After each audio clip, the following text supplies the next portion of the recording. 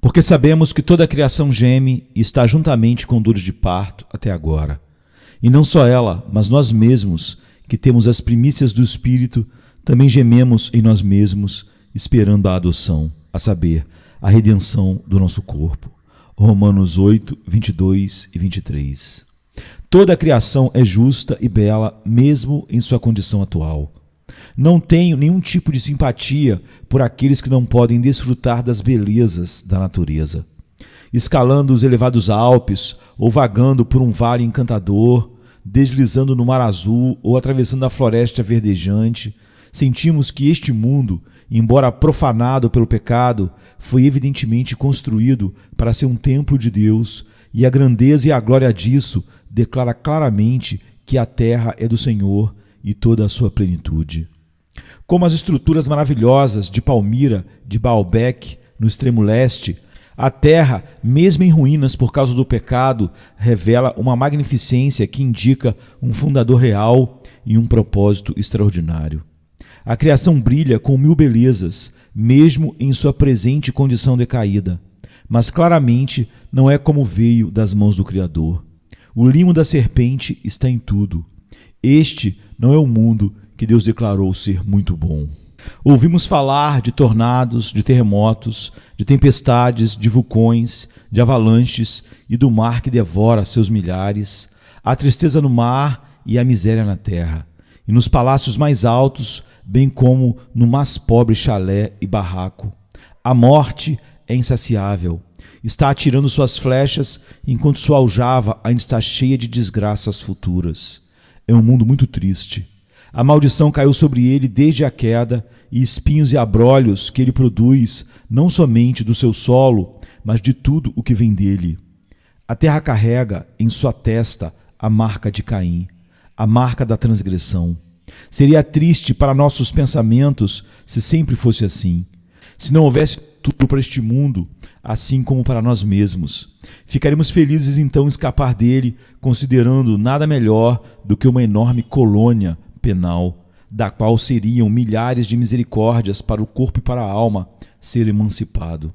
Atualmente, os gemidos e dores de parto gerais em toda a criação são profundamente sentidos entre os filhos dos homens. A coisa mais triste que você pode ler é o jornal. Olhando todos os jornais que li no ano passado, eu posso dizer que foi um ano de gemidos.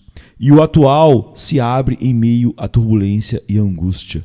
Ouvimos falar de colheitas abundantes, mas logo descobrimos que eram todas um sonho e que seriam escassas na cabana do trabalhador. E agora, com contendas entre homens e senhores que estão banindo o comércio da Inglaterra, e com convulsões políticas que desequilibram tudo, o navio do Estado está à deriva rapidamente para o lugar mais raso onde pode encalhar. Que Deus, em sua misericórdia, coloque sua mão no leme do navio e o conduza com segurança. Há um clamor geral entre as nações e os povos. Você pode ouvir o grande gemido de todas as cidades, de todo o mundo. Nós diríamos, ou o Senhor reina, ou nós iríamos apenas lamentar amargamente. O apóstolo nos diz que não apenas há um gemido na criação, mas isso é compartilhado pelo povo de Deus. Notamos em nosso texto onde os santos já alcançaram libertação, onde somos deficientes e o estado de espírito dos santos em relação a todo o assunto. Já fomos uma parte indistinta da criação, sujeitos à mesma maldição que o resto do mundo, herdeiros da ira, assim como os demais. Mas a graça soberana distinguidora faz diferença onde nenhuma diferença naturalmente existia. Agora não somos mais tratados como criminosos condenados, mas como filhos e herdeiros de Deus. Recebemos uma vida divina pela qual nos tornamos participantes da natureza divina, tendo escapado da corrupção que pela concupiscência há no mundo. O Espírito de Deus veio até nós para que nossos corpos sejam o templo do Espírito Santo. Deus habita em nós e somos um com Jesus Cristo. Temos, neste momento presente em nós, certas coisas inestimáveis que nos distinguem como crentes em Cristo de todo o resto das criaturas de Deus. Temos, diz o texto, não esperamos e confiamos que iremos ter, nem ainda possivelmente poderemos ter, mas temos, sabemos que temos, Temos certeza de que temos. Acreditando em Jesus Cristo por obra do Espírito Santo, falamos com confiança. Temos bênçãos indescritíveis que nos foram dadas pelo Pai dos Espíritos. Não teremos, mas sim temos. É verdade que muitas coisas ainda estão no futuro, mas mesmo neste momento presente, obtivemos uma herança.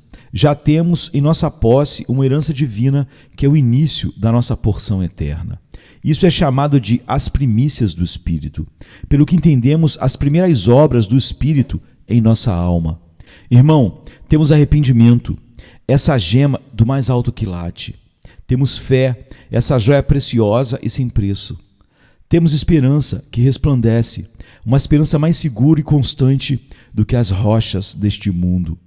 Temos amor que adoça todo o resto.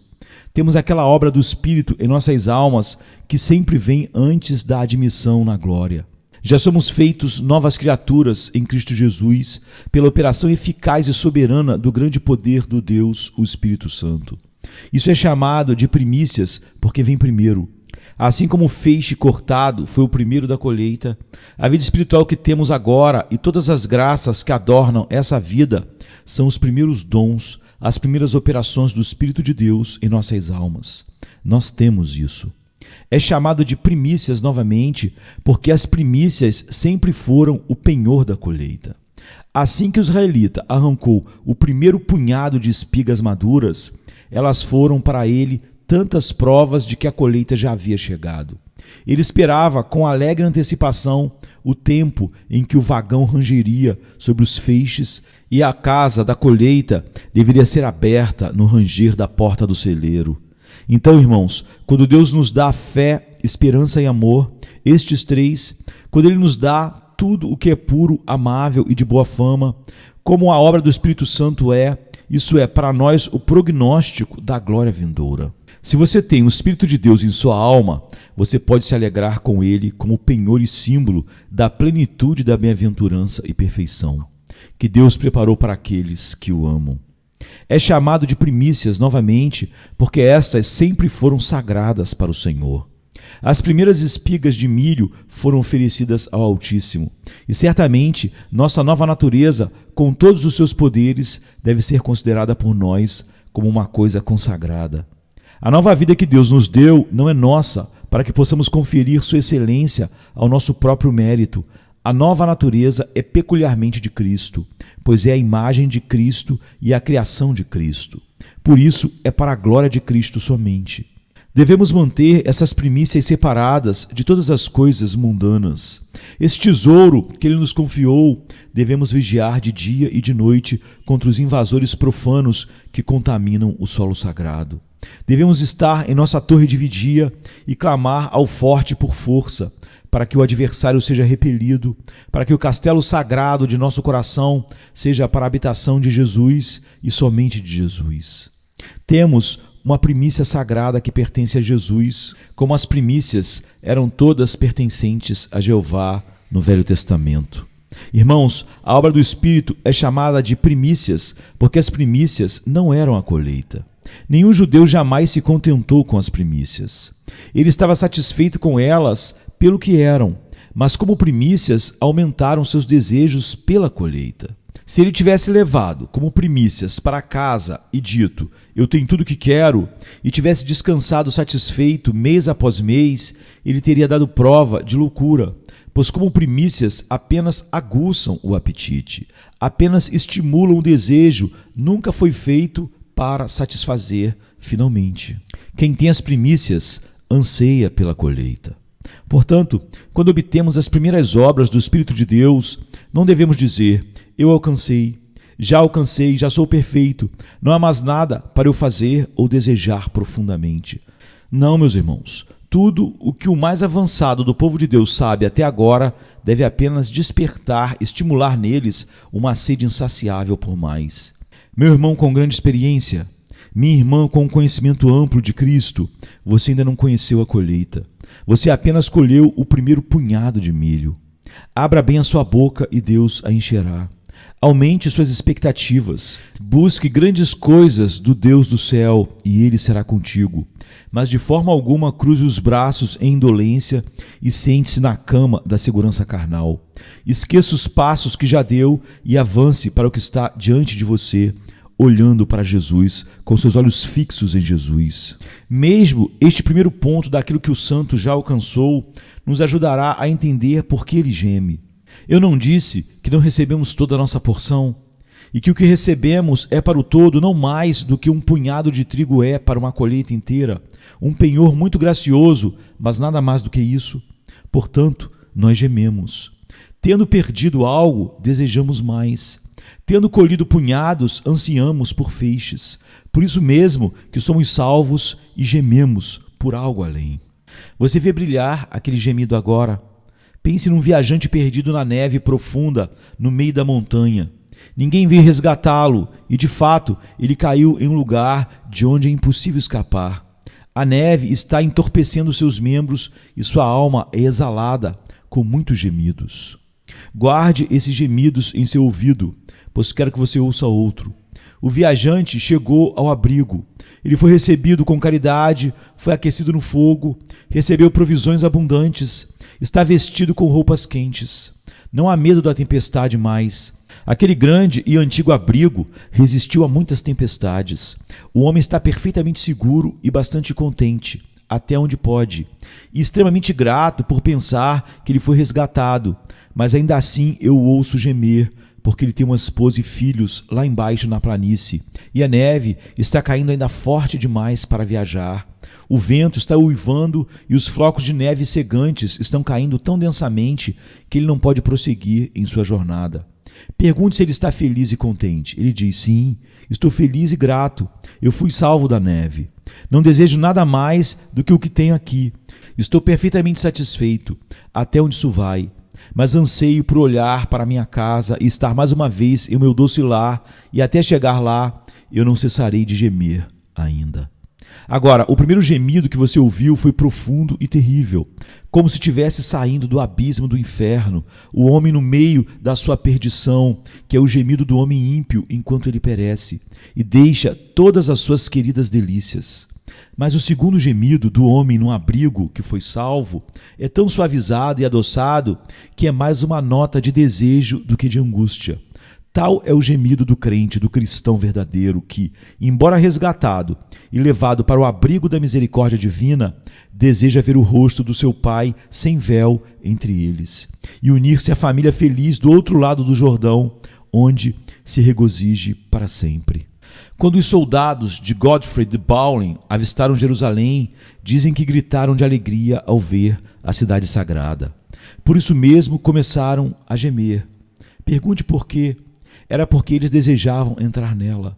Tendo uma vez visto a cidade de Davi, eles ansiavam descer para ela como uma tempestade, derrubar a lua crescente e colocar a cruz em seu lugar. Aquele que nunca viu a Nova Jerusalém, nunca bateu palmas em santo êxtase, nunca suspirou com um desejo inexprimível que se expressa nas palavras daquele hino: ó meu doce lar, Jerusalém, oxalá eu estivesse em ti. Oxalá minhas aflições tivessem chegado ao fim, tuas alegrias eu desfrutarei para sempre. Pegue ainda outra imagem para ilustrar que a obtenção de algo nos faz gemer depois dessa posse. Um exilado, longe do seu país natal, foi esquecido por muito tempo, mas de repente um navio lhe traz o perdão do seu monarca e presentes de seus amigos que o chamaram à lembrança. Enquanto ele vira cada um dos seus símbolos de amor e lê as palavras do seu príncipe reconciliado, ele pergunta: quando o navio partirá para me levar de volta à minha costa nativa? Se o navio demorar, ele geme por causa do atraso. E se a viagem for tediosa por causa de ventos fortes contrários que sopram o barco para os penhascos brancos de Albion, sua sede por sua própria terra doce o obriga a gemer. O mesmo acontece com os seus filhos quando aguardam as férias. Não estão infelizes nem insatisfeitos com a escola, mas desejam estar em casa. Não te como, nos tempos do teu colégio, você fazia um pequeno calendário com um quadrado para cada dia e como sempre riscava o dia assim que começava, como se tentasse fazer a distância de sua alegria o mais curta possível. Você gemeu por isso, não com um gemido infeliz que marca aquele que está para perecer, mas com o gemido de alguém que, tendo provado os doces caseiros, não se contenta até que seja novamente saciado com a plenitude deles. Então você vê, amado, que porque temos as primícias do Espírito, por isso mesmo, se não por outro motivo, não podemos deixar de gemer por aquele período abençoado que é chamado de adoção, a saber, a redenção do nosso corpo. Venha se cansado estás, e eu descanso darei.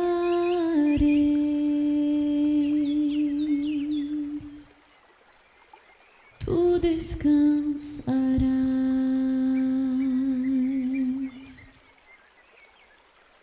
Venha a mim se não tens paz, e eu darei paz sem fim. Terás paz sem fim. O meu jugo é leve, o meu fardo graça dá. Tome tua cruz, te darei a paz.